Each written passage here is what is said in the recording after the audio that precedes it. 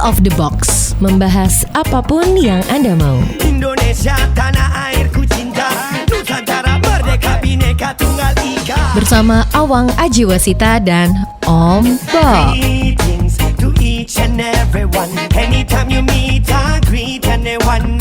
Whether it namaste, assalamu alaikum. Salam, salam, salam. Halo, kita ketemu lagi di Out of the Box membahas apapun yang Anda mau. Sudah siap di sini Awang Ajiwasita bersama Om Bob. Nah, episode sebelumnya kita bahas tentang dunia kedokteran di Indonesia yang tertinggal dari Malaysia dan Thailand. Kemarin kita bicara soal dokter-dokter lulusan luar negeri yang praktek di Indonesia ini menjadi susah. Sekarang kita lihat sebab-sebab yang lain. Nah, Om Bob, di masa sebelum pandemi, banyak orang Indonesia tuh berobatnya malah ke luar negeri. Kira-kira kenapa demikian ya? Ya, kemarin itu masalah dokter-dokter lulusan luar negeri itu kita harus mengakui kekalahan dalam sistem rekrutmen dokter-dokter yang banyak dan jago-jago. Oke. Kalau Malaysia dan Thailand itu mengirim mahasiswa untuk menjadi dokter di universitas-universitas yang kredibel, sehingga mereka pulang ke negara masing-masing itu ya sudah langsung praktek. Jadi ini yang kita kalah karena kita harus melalui berliku-liku lagi yang sampai hari ini tetap banyak orang yang mengatakan ini kok susah ya.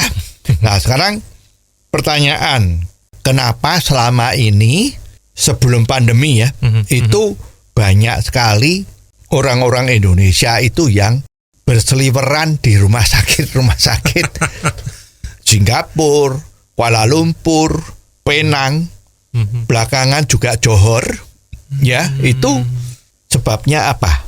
Ya, ini terlepas dari soal dokternya tadi itu udah selesai ya, pembicaraannya udah selesai, tapi masalahnya belum selesai. Ya. Itu ternyata bahwa orang kalau menderita sakit itu kalau ke dokter-dokter di Indonesia atau di rumah sakit Indonesia itu tampak sekali bahwa dokter-dokter kita ini kurang sebagai teamwork. Ya, jadi masing-masing boleh dikatakan itu mempunyai ego sendiri-sendiri.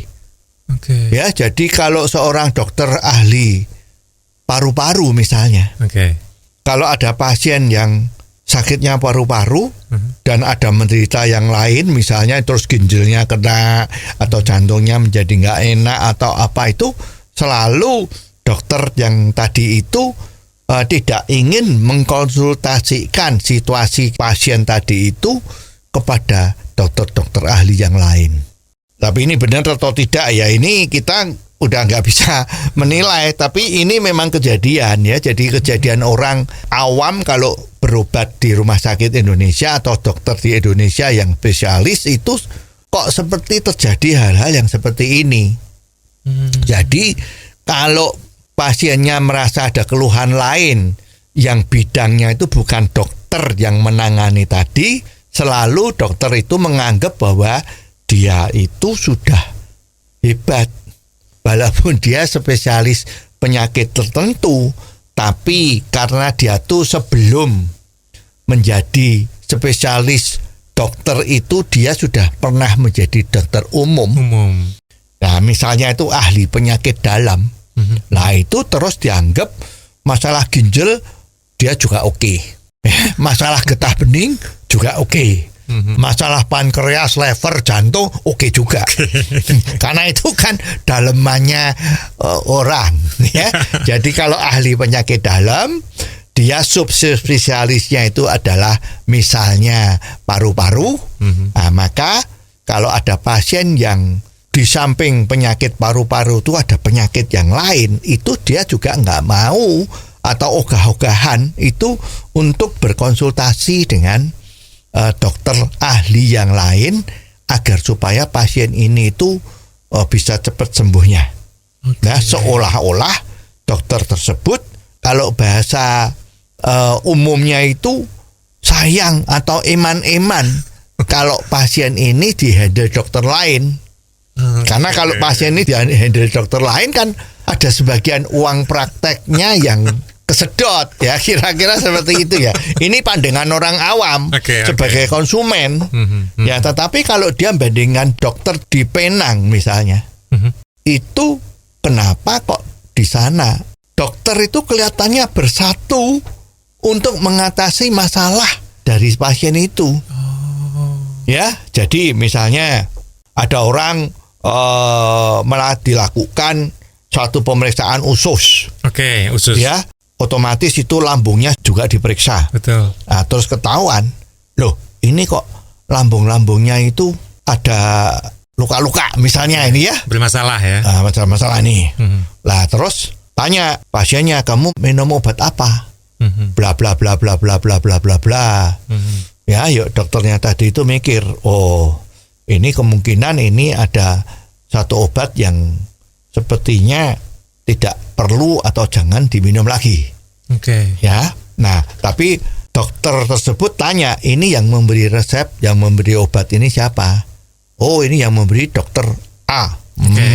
Ya, jadi misalnya tadi itu ada masalah perutnya atau ususnya, terus tapi sebelum itu dia mempunyai masalah jantung.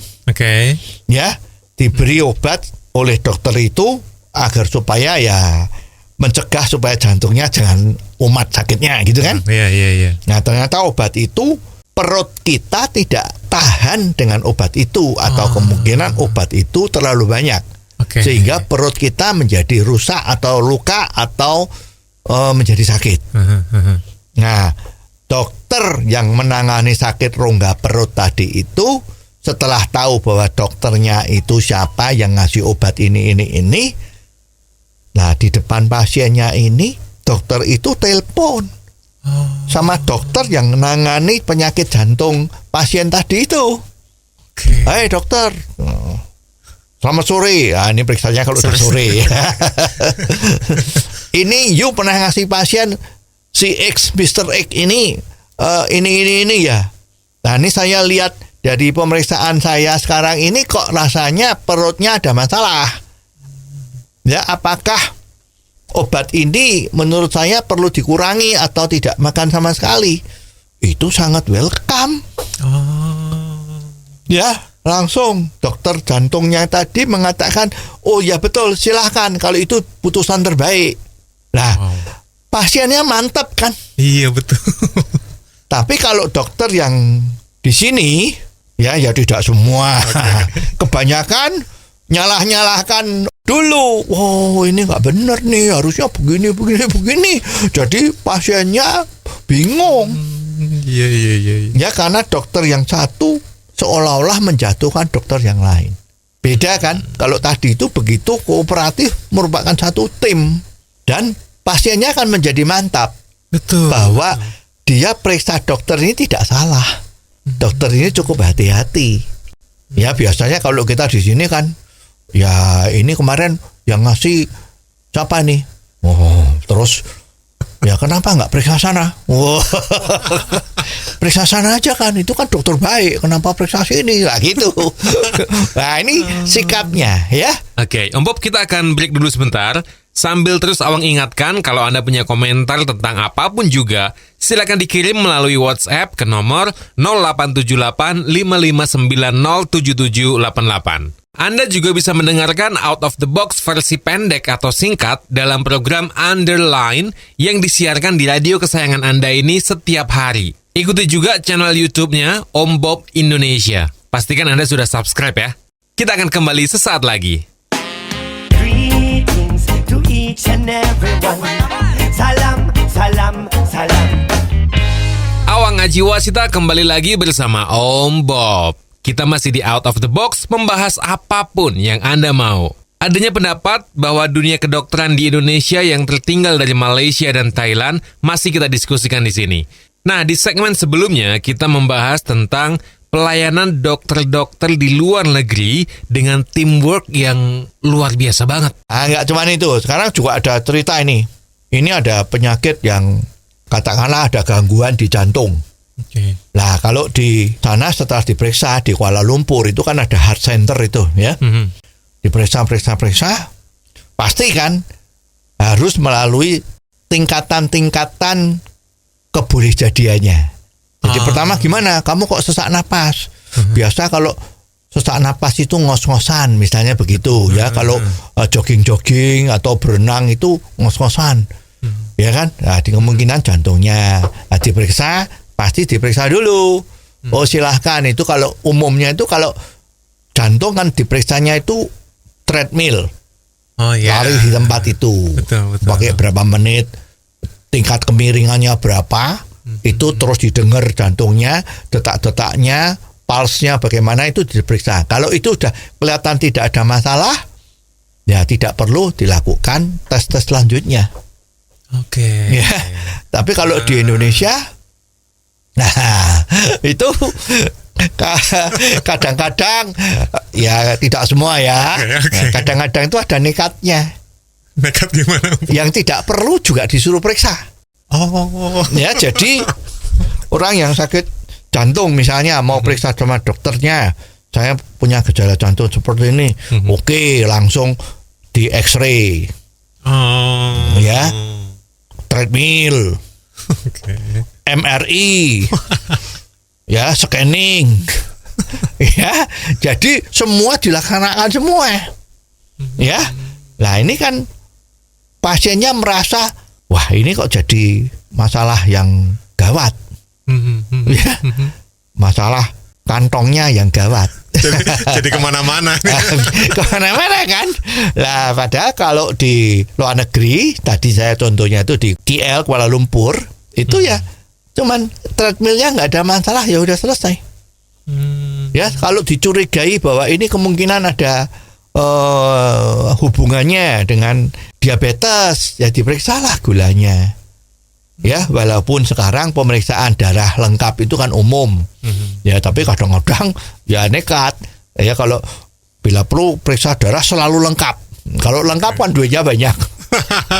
Ya itu jadi ini menjadi masalah ya. Jadi sekarang ada contoh lagi nih, misalnya periksa tadi dokter jantung ya tadi kan. Oke, ya. Nah terus ternyata kok itunya apa? Waktu di treadmill itu ternyata kok ada sesuatu yang kurang bagus. Oke. Ya otomatis dokternya memberi keterangan. Ini treadmillnya kurang bagus. Jadi you harus melakukan tes selanjutnya. Ya. Nah tesnya apa? Oh ya dijelasin bahwa ini harus dilakukan, istilahnya itu kalau orang awam omongkan kateter. Oh iya. Ya, katerisasi. Apa itu? Nah, dijelaskan. Jadi jantungnya itu salurannya itu dilihat pakai, kalau bahasa Jawanya itu dikeker. Dikeker. Ya, dilihat sebetulnya ada apa. Oke. Karena kok treadmillnya nggak bagus. Nah, dikeker, dilihat ada sumbatan atau tidak. Nah itu. Ya, lah biasanya biayanya dikasih tahu berapa macam-macam, risikonya apa-apa dikasih tahu. Jadi pasiennya itu sudah tidak ketakutan, tetapi bisa mendapatkan ketenangan di dalam mengambil keputusan. Oke, saya mau dilakukannya kateter ini. Nah, ini ada cerita yang menarik ini ya. Waktu dilakukan kateter itu juga pasiennya dilihatkan. Ya, lihat dari monitor semacam televisi itu, bahwa kelihatan itu lensa yang berbentuk seperti tali ya, itu masuk di dalam saluran darahnya, kelihatan dinding-dinding di saluran darah yang ada di jantung. Ya, kelihatan. Oh ini yang sumbatannya berapa.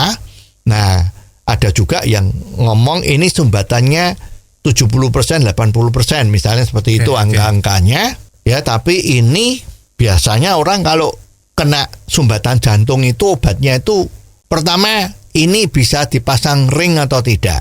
Artinya penyempitannya itu diganjel sama cincin agar supaya menjadi terbuka lagi. Ya. Yang nomor 2, kalau sumbatannya itu sudah tebal atau 90% ke atas itu sudah terlalu besar sehingga cuma tinggal berapa persen saja, itu sering-sering kalau dipasang cincin tidak bisa. Maka harus dilakukan operasi. yang namanya bypass. Oh Ya, nah ini kalau dokter-dokter di sana sudah semua jelas ya, coba risikonya ini relatif kecil, paling 1% kegagalan, mungkin di bawah 1%, macam-macam itu dijelaskan semua, ya. Nah terus sekarang ada cerita ini, kalau waktu diperiksa di luar negeri itu diperiksa bahwa ini terjadi sumbatan, ya. Ini harus cepat-cepat diselesaikan, kalau enggak membahayakan jiwanya. Wow. Nah, soal biaya, kalau operasi bypass sama pasang ring cincin tadi itu kan murah cincin. Kebanyakan orang memang milihnya kalau masih bisa dicincin ya dicincin saja. Karena lebih murah. Ya, biayanya itu kan bisa 10 kali lipat antara cincin sama operasi jantung. Ya, terus kan ada yang mengatakan ini sebetulnya tidak perlu dioperasi. Kenapa harus di bypass? Ini sering ada tuduhan dokter ini mata duitan, pengen dapat duit yang banyak. Jadi sebetulnya tidak perlu operasi, tapi diharuskan operasi. Nah ini kan banyak anggapan-anggapan dari orang-orang yang tidak tahu menganggap seperti itu. Ini kan merugikan dokter kan? Iya betul. Karena juga ada contoh kasus. Misalnya waktu di luar negeri itu dikatakan bahwa ini lokasi penyempitan ini, kalau istilah orang yang bukan dokter kan, ini ada di persimpangan.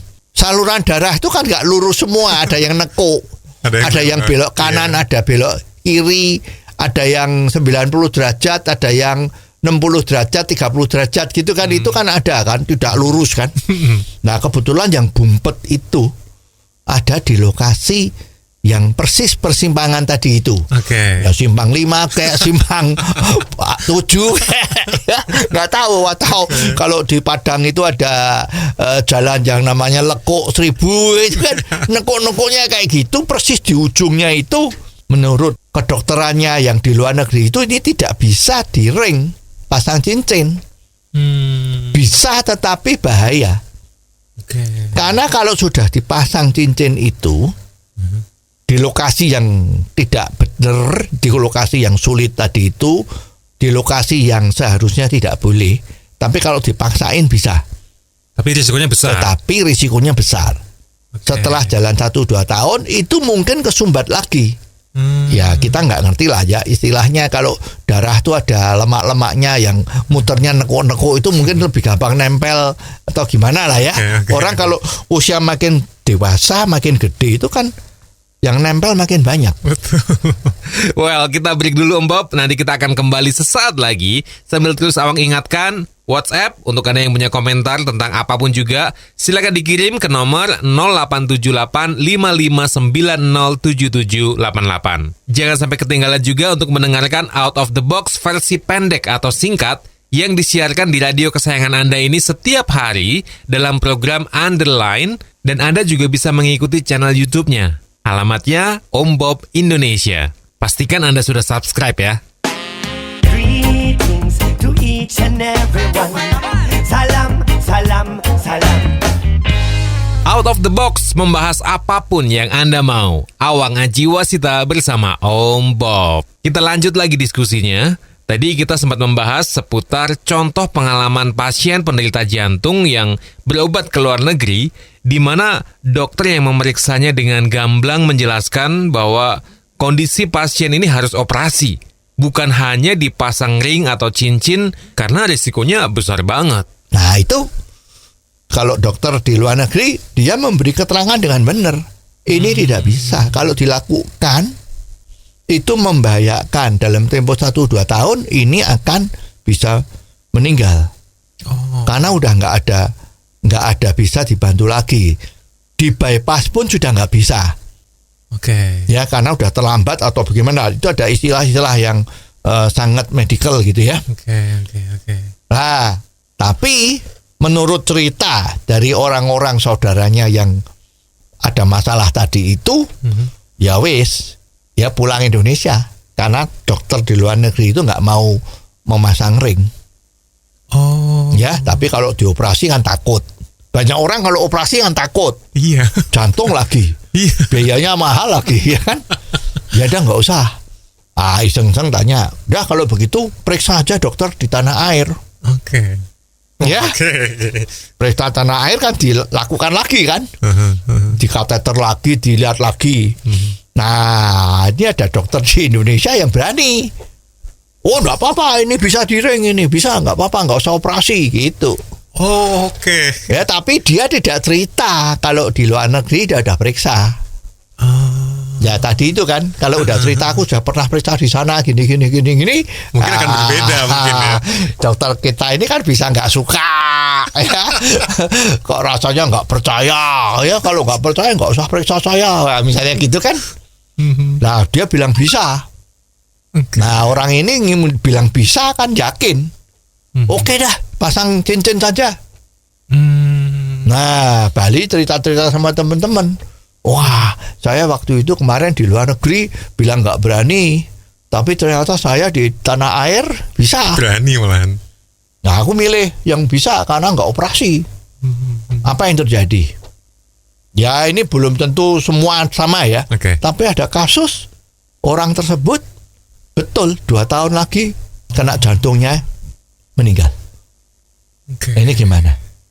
Dokter luar negeri waktu itu ngomong kalau you maksa saya juga nggak mau. Saya dapat duit.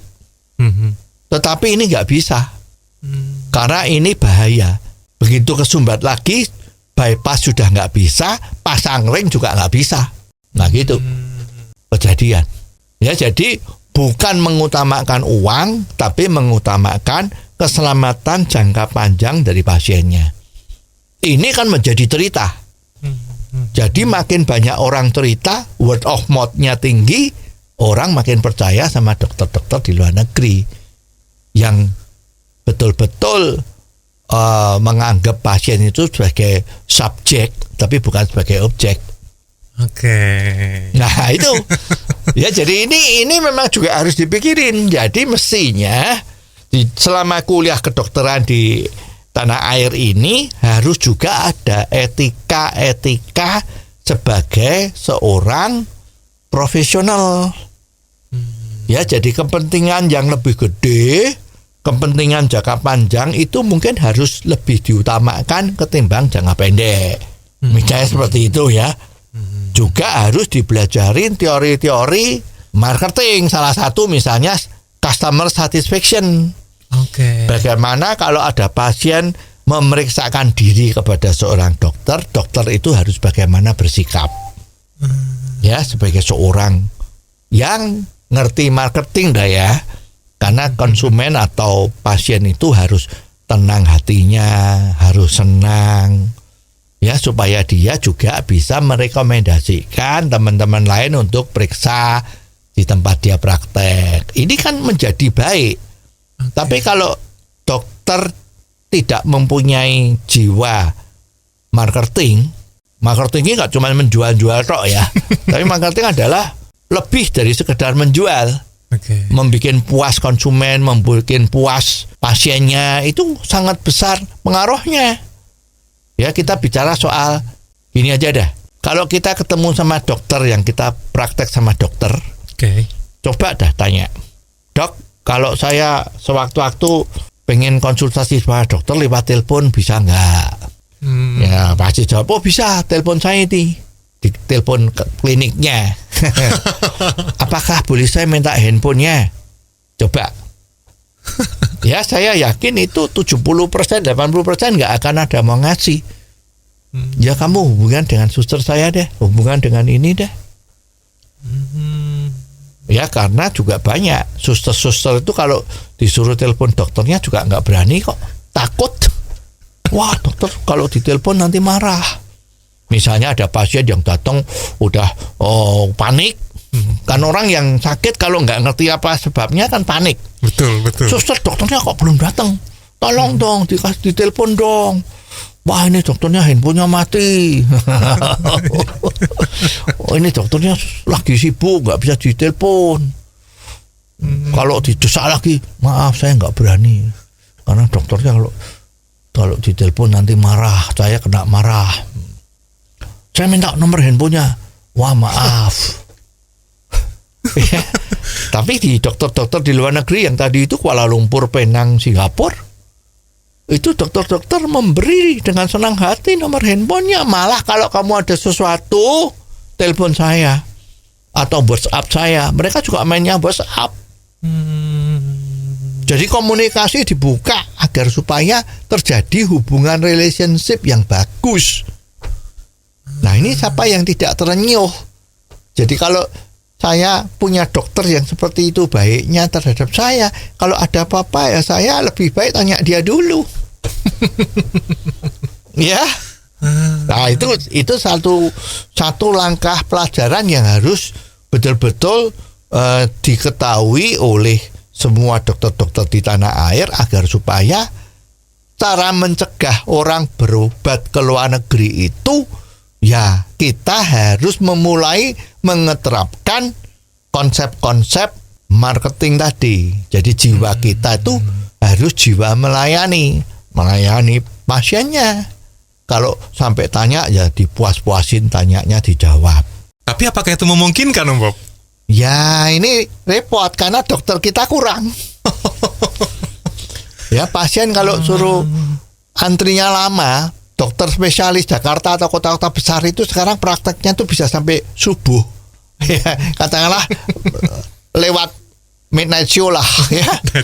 Itu mana ada waktu untuk konsultasi dengan pasien yang waktunya panjang. Ya memang sistemnya di luar negeri beda. Di Singapura itu memang sudah jelas ada tarifnya dokter. Oke. Ya, itu namanya short consultation, yang satunya long consultation. Nah, kalau short consultation ya waktunya pendek. Itu bayarnya katakanlah $150. Dirupiahkan kira-kira 1,5 juta. Di Jakarta kan sekarang ya dokter spesialis kan juga around itu kan. Kurang lebih segitu ya. Terus di situ juga ada long consultation, mungkin bisa 10 menit, bisa 15 menit. Itu ditulis 200. Kelihatan pasiennya. Nah, tapi kalau di tanah air kita ini yang dokter-dokter yang spesialis yang banyak pasiennya tadi itu, nggak ada tulisan seperti itu, semuanya short. Karena dia ditunggu banyak pasien. Nah ini kan juga menyebabkan dokternya capek, pasiennya tidak puas karena pertanyaan-pertanyaan tidak dijawab dengan baik. Ini mengakibatkan, aduh saya sakit, kepengen tahu kok nggak bisa ya, waktunya nggak ada, dokternya cepet-cepet. Nah itu terus kalau pada alternatif kan cari alternatif yang memuaskan dia. Nah sebabnya kalau ditanyakan lagi ya dokternya kurang. Nah, ini kan lingkaran setan kan. Oke, Om Bob, kita akan break dulu sebentar. Jangan lupa kalau Anda punya komentar tentang apapun juga yang bisa kita bahas di sini, silakan dikirim melalui WhatsApp ke nomor 0878 559 07788. Out of the box versi singkat atau pendek bisa juga Anda ikuti setiap hari di radio kesayangan Anda ini dalam program Underline dan juga di channel YouTube Om Bob Indonesia. Pastikan Anda sudah subscribe. Greetings to each and everyone. Salam, salam, salam. Terima kasih Anda masih terus mendengarkan Out of the Box, membahas apapun yang Anda mau. Awang Ajiwasita bersama Om Bob. Tema diskusi kita masih tentang adanya pendapat bahwa dunia kedokteran di Indonesia tertinggal dari Malaysia dan Thailand. Nah, pembahasan kita sampai di fenomena kurangnya tenaga dokter spesialis di Indonesia. Oke, kita lanjutin lagi diskusinya. Coba kalau dokter ahli spesialis penyakit tertentu ya, itu dokternya itu rasionya satu dokter melayani tiap harinya ya 10 pasien. Atau 15 lah, itu masih teruber kan waktunya. Betul. Masih bisa memberi pelayanan yang baik. Syaratnya apa? Ya dokternya harus banyak. Nah sekarang dokternya banyak, dokter spesialisnya banyak. Pendidikan di Indonesia tidak mencukupi banyaknya lulusan. Yang dari luar negeri harus didatengin. Yang dari luar negeri kalau mau praktek, apalagi spesialis di kota besar, itu susah minta ampun izin-izinnya. Nah, kenapa tidak mau niru Malaysia sama Thailand? Jadi dokter-dokter lulusan universitas yang sudah ditentukan oleh pemerintah Malaysia sama Thailand, lulusan itu udah nggak perlu macam-macam, langsung boleh praktek. Itu juga bagus. Nah Om Bob, kalau kita melihat kondisi sekarang yang pandemi ini kan tidak memungkinkan orang untuk keluar negeri, apalagi berlipat untuk keluar negeri. Bagi Indonesia, menurut Om Bob ini tuh ancaman atau peluang ya? Ya, memang semua situasi itu memang ada dua sisi ya, pedang dua sisi. Bermata dua ya? Ya, bermata dua. Sisi yang pertama itu kalau orang optimis, itu nganggap ini adalah peluang. Oke. Ya, pasti ada peluang untuk membawa situasi bisnis atau situasi pekerjaan kita bisa lebih baik. Tapi orang yang pesimis nganggap ini ancaman. Waduh, hopeless, sudah nggak ada harapan nih. Gimana kita bisa hidup gitu? Nah, sekarang kembali juga ke dunia kedokteran, di mana pasien Indonesia itu kalau berobat di luar negeri itu kan luar biasa. Ya, itu devisa yang dihabiskan ke luar negeri itu bisa triliunan, mungkin 10 sampai 15 triliun per tahun. Ya, kalau you lihat tuh rumah sakit di Singapura tuh kan rumah sakitnya banyak. Ya, ada yang di downtown, ada yang di suburb, ya. Ada milik pemerintah, ada milik swasta. Itu di mana-mana orang Indonesia semua. Ngomongnya bahasa Indonesia semua. Ada yang gaya Jawa Timur, ada yang gaya Medan, ada yang gaya Jakarta. Gaya Jawa Tengah juga ada. Enggak cuman begitu. Di Kuala Lumpur, di Penang sama saja. Jadi ini memang menjadi pertanyaan bagi orang bisnis. Wah, ini peluang kalau punya rumah sakit di Indonesia. Maka kemarin banyak juga kelompok-kelompok atau konglomerat rumah sakit di dunia itu yang pengen membuka di Indonesia. Oh ya? Melihat bisnisnya itu, pasiennya banyak, toh bukan gratis semua, toh bayar. Nah, terus kalau BPJS gimana, Mbak? Nah, kalau BPJS kan pasiennya nggak bayar, tapi pemerintah bayar kan? Dia bayar juga berarti ya? Oh, bayar juga. Ya, persis dunia pendidikan. Kalau banyak mahasiswa yang pergi luar negeri sekolah, berarti universitas di luar negeri itu mikir, loh, dari Indonesia mahasiswanya kok jutaan atau ratusan ribu. Wah, ini berapa duit ini? Kalau aku bisa buka universitas di Indonesia, Jakarta apa Surabaya, kota gede gitu kan, wah, ini duitnya dapat untung banyak. Nah, ini juga demikian. Rumah sakit, loh, pasiennya kok dari Indonesia semua. Ya, bahkan itu banyak yang nyarter loh. Pesawat 911 itu istilahnya. Wah, ini gila ini. Indonesia banyak, dan Indonesia kan termasuk negara yang maju, yang GNP-nya naik kan. Walaupun ini COVID ini agak turun, sekarang menjadi golongan menengah ke bawah lagi. Kemarin kan udah menjadi negara maju, menengah maju gitu kan. Karena pendapatannya banyak. Nah, ini semua menjadi peluang.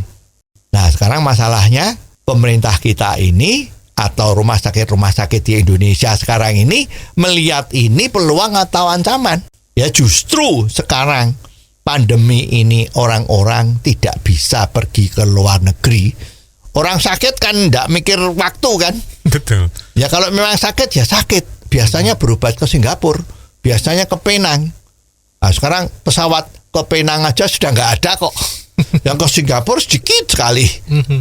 Ya, Kuala Lumpur juga relatif sedikit banget. Ya, itu berarti kan nggak ada yang ke luar negeri, berobat ke luar negeri. Nah, sekarang ini harus dianggap peluang sama masyarakat dunia kesehatan. Ya, peluang bukan aji mumpung nggak bisa ke luar negeri. Sekarang kalau periksa di tempat saya, harganya saya naikkan 3 kali lipat. Karena kemarin salah satu kan juga bahwa meriksa dokter di Singapura, Penang, Kuala Lumpur tuh relatif harganya cuman mahal sedikit dibandingkan di Jakarta, misalnya begitu. Cuma mahal sedikit. Nah, sekarang nggak boleh periksa, nggak bisa ke Singapura, nggak bisa ke Penang, nggak bisa ke Kuala Lumpur. Aji mumpung, wah ya, harganya pemeriksaannya dinaikkan 2-3 kali, wah, bahkan mungkin di dalam hati, siapa suruh kamu kemarin ke luar negeri? Wah, sekarang kamu nggak bisa ke luar negeri toh? Wah, sekarang periksa di sini. Wah, harganya kalau dulu peso, sekarang silet, jadi lebih landep ya. Nah itu, jangan seperti itu. Itu namanya memikir jangka pendek. Harus memikir jangka panjang. Jadi dokter-dokter dan rumah sakit di Indonesia justru pandemi ini harus meningkatkan kualitas layanannya. Buktikanlah, ini sekarang kesempatan untuk membuktikan bahwa di Indonesia itu dokter-dokter juga pinter-pinter. Rumah sakit itu orang kalau sakit ke rumah sakit bukan jadi tambah sakit, tapi harus sembuh. Iya betul. Nah itu buktikan Indonesia juga bisa, supaya nafsu untuk berobat ke luar negeri itu nanti kalau pandeminya sudah selesai, dia tetap aku di Indonesia saja. Wong kemarin juga oke kok. Ya, ternyata oke. Nah, itu saatnya untuk mengembalikan kepercayaan publik terhadap kemampuan kedokteran dan kesehatan di Indonesia. Ya, tapi ini kan ya nggak bisa cuman menunggu laler ya. Menunggu saja. Ini mumpung nggak bisa ke luar negeri ya silahkan datang. Yuk seenaknya sendiri ya nggak bisa. Well, Om Bob, kita akan break dulu sebentar sambil terus Awang ingatkan 0878 5590 7788. Kalau Anda punya komentar tentang apapun juga yang bisa kita bahas di sini, silakan dikirim WhatsApp-nya ke nomor tadi, dan Anda bisa juga mendengarkan Out of the Box versi pendek atau singkat dalam program Underline yang setiap hari disiarkan di radio kesayangan Anda ini. Nikmati juga di YouTube channel Om Bob Indonesia. Pastikan Anda sudah subscribe. Greetings to each and everyone. Salam, salam, salam. Awang Ajiwasita masih bersama Om Bob. Tentunya di Out of the Box membahas apapun yang Anda mau. Masih kita diskusikan tentang adanya pendapat bahwa dunia kedokteran di Indonesia yang tertinggal dari Malaysia dan Thailand.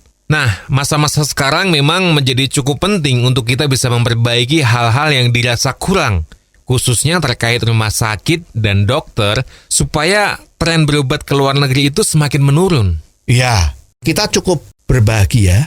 Rupanya pemerintah sadar bahwa ini adalah kesempatan untuk berbuat sesuatu agar kepercayaan masyarakat kembali kepada tanah air kita ini agar tidak berobat ke luar negeri. Ya. Apalagi kemarin di Vietnam Presiden Jokowi sudah menandatangani kesepakatan semacam perjanjian antar negara ASEAN plus ya, agar supaya tidak ada hambatan-hambatan di dalam dunia perdagangan maupun jasa. Ya, jadi orang Indonesia kalau mau dagang di Vietnam ya fine-fine saja, tidak kena biaya bahkan. Ya, sekarang kalau seorang insinyur di Indonesia mau bekerja di Filipina, ya oke, dibuka. Seorang perusahaan kontraktor di Indonesia mau bikin jalan tol, Indonesia jalan tol kan luar biasa ini. Betul. Mau bikin jalan tol di Filipina, tidak ada hambatan. Dia tidak menjadi pajak lebih mahal, barang enggak, dibuka semua. Demikian juga jasa. Jasa itu ada macam-macam kan, salah satunya jasa dokter. Betul. Jasa pendidikan. Buka sekolah boleh, buka fakultas kedokteran bisa juga, ya. Itu tidak ada hambatan semua. Ini sudah langkah yang bagus.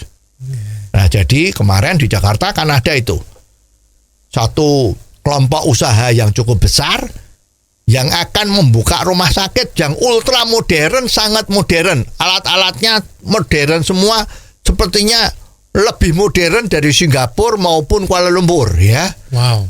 Itu kalau nggak salah ada di kawasan Pantai Indah Kapuk. Oke. Ya, ada lantai kalau salah gedung 17 atau 30 tingkat itu untuk jadikan rumah sakit. Wow. Ya, ini sudah kelihatan nih. Kalau nggak salah dalam tempo 1-2 bulan ini akan di launching. Wih. Dengan mesin-mesin medical semua yang baru, luar biasa, canggih. Nah, ini kan betul-betul tindakan nyata. Ya, agar supaya jangan lagi Indonesia orang-orangnya pergi berobat ke luar negeri. Nah, itu rumah sakitnya nantinya apakah berhasil, Om Bob? Apa nggak rugi nantinya? Ya, kalau sepanjang ini memang bagus dan pemerintah memberi lampu hijau, mensupport hadirnya rumah sakit ini, akan berhasil. Maksud tujuan agar supaya masyarakat Indonesia tidak berobat ke luar negeri akan berhasil. Ya, dengan catatan, kalau kekurangan dokter, kan kemarin perjanjian non-barier di Vietnam tadi itu kan mengizinkan untuk dokter-dokter luar negeri juga bekerja di sini. Oh. Jangan nanti ada dokter-dokter luar negeri mau masuk pada teriak-teriak. Dokter di Indonesia apa? Nggak ada. Kok malah mendatangkan? Iya, kenapa harus mendatangkan? Kan banyak dokter-dokter di Indonesia, terutama di daerah itu masih, maaf, income-nya kurang bagus. Tapi kenapa datengin dokter luar negeri untuk di rumah sakit yang baru tadi itu? Nggak cuma dokternya, mungkin perawatnya juga. Jadi nanti serikat perawat teriak-teriak. Kenapa ada perawat luar negeri yang datang ke sini, perawat asing? Nah, ini jadi ribut nanti. Kalau ini ribut-ribut terus, ya tujuan pemerintah untuk memakmurkan masyarakat rakyat Indonesia tidak tercapai. Jadi ini kita harus bisa meleremkan. Pemikirannya itu jangan mikirin diri sendiri, mikirin yang lebih luas. Kalau banyak perawat yang, maaf, kerjaannya kurang, tapi kok ada perawat asing yang masuk di rumah sakit baru tadi ini, ya harus mikir, kenapa kok saya tidak layak dilamar jadi perawat di sana ya? Kenapa? Apa kurang pinter? Ya pinternya diragukan gitu ya. Apa karena sikap saya yang jiwanya bukan melayani tapi jiwanya minta dilayani? Ya kan? Apakah dalam komunikasinya saya menjadi problem? Ya, apakah saya tidak pernah senyum? Nah, misalnya itu. Introspeksi dirinya sendiri supaya di-hire. Kalau nanti yang berwenang memberi izin rumah sakit baru tadi ini takut dengan tekanan-tekanan massa yang merugikan secara nasional, ya proyek rumah sakit ini bisa rugi. Ya, tapi kalau sekarang pemerintah nanti berani menghadapi suara-suara negatif yang hanya mementingkan kelompok tertentu atau ditunggangi ada politik di belakangnya, itu sekarang kok lebih mementingkan tenaga asing daripada tenaga kita sendiri yang konon penganggurannya masih berapa persen tuh banyak. Nah, itu kan politik. Nah, itu ya repot. Ya, jadi saatnya sekarang kita harus sama-sama membangun, bukan ribut-ribut terus. Ada meme kan atau anekdot itu. Luar negeri sudah ribut mikirin robot-robot, augmented intelligence, mikirin mendaratkan di planet Mars. India juga ya rasanya. Kita masih ribut, diemnya sendiri. Cakar-cakaran. Kalau dulu Bung Karno ngomong, orang kita itu masih suka cakar-cakaran. Nah, ini menjadi introspeksi. Hadirnya rumah sakit super canggih di Pantai Indah Kapuk nanti diharapkan menjadi tolok kebangkitan negara yang kita cintai ini. Yes, dan sekian episode kali ini. Terima kasih untuk kebersamaan Anda. Kalau Anda punya komentar tentang apapun juga yang bisa kita bahas di sini, silakan Anda bisa kirim WhatsApp ke nomor 0878 55907788. Kalau Anda mau kirim via email, boleh. Alamatnya di ombopindonesia@gmail.com. Ingat, Anda juga bisa mengikuti Out of the Box versi singkat atau pendek dalam program Underline yang disiarkan setiap hari di radio kesayangan Anda ini, juga di channel YouTube Om Bob Indonesia. Jangan lupa klik subscribe. Sampai ketemu minggu depan di Out of the Box, membahas apapun yang Anda mau. Awang Ajiwasita bersama Om Bob. Out of the Box, membahas apapun yang Anda mau.